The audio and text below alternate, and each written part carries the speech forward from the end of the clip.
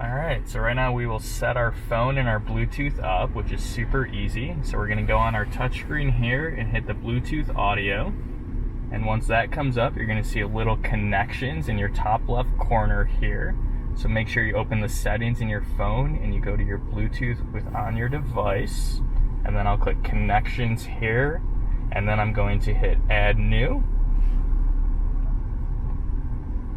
And you'll give it a second. And then you're going to see my car in your device Bluetooth, and you're going to click that. Give it a couple seconds here.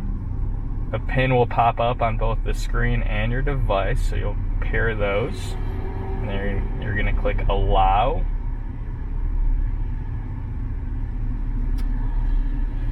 Then, super easy, everything should be set up so you'll be able to receive calls. You'll be able to stream music, anything you normally do through your phone, now you'll be able to do right here through your Nissan.